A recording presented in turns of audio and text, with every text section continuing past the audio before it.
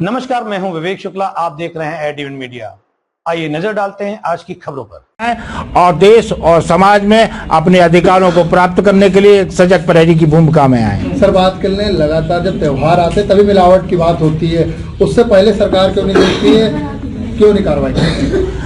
मिलावट तो लगातार चल रही है। मैं समझ रहा हूँ कि पिछले कुछ दिनों से आपने देखा होगा कि नकली और मिलावटी दवाइयाँ तक, जो जीवन रक्षक दवाइयाँ हैं, उनमें भी व्यापक तौर पर नकली और मिलावटी बड़े पैमाने पर बाजार में आ गई हैं। और तो और जो आप मिठाइयाँ का उपयोग कर रहे हैं वो भी मिलावटी केमिकल से बनी हुई मिठाइयाँ हैं, जो जिनको खाने से आप बीमार पड़ रहे हैं। और तो और आपके साथ आप पनीर, आप समझिए कि अभी पिछले हफ्ते तो आया था कि चने में, जो चना आप जीवन रक्षक के रूप में उपयोग करते थे, उसमें तो उस जनपद में जो एक वीआईपी जनपद उत्तर प्रदेश का, वहां से ही कारोबार शुरू है। और मैं ये कहना चाहता हूं कि राजनीतिक पार्टियां उपभोक्ता के हितों की अनदेखी करके आपस में ही राजनीति कर रही हैं। वो राजनीति का श्रेय नहीं लेना चाहिए। उपभोक्ताओं के हितों की रक्षा करने के लिए सभी लोगों को संकल्पित होकर, प्रतिबद्ध होकर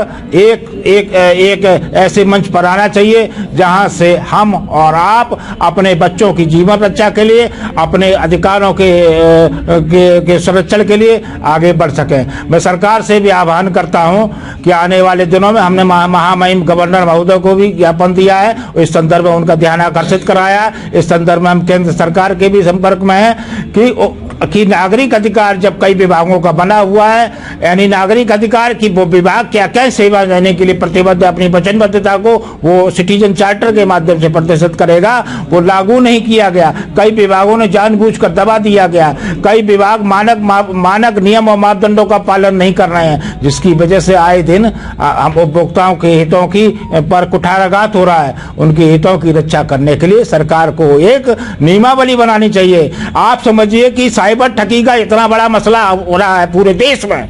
साइबर ठगी मतलब आपके मोबाइल से, आपके खाते से पैसे निकल जा रहे हैं। सरकार ने अभी तक कोई कानून नहीं लाए, सरकार ने कोई अध्यादेश पालित नहीं किया, सरकार ने कोई नियमावली नहीं बनाई। और तो और कि आप समझिए कि उसके संबंध में जागरूकता अभियान तक नहीं चलाया। साइबर ठगी क्यों होती है? क्यों अज्ञानता की वजह से होती है। साइबर ठगी क्यों होती है? लोभ और लालच की वजह से होती है। साइबर ठगी क्यों होती है? कि डर की वजह से होती है।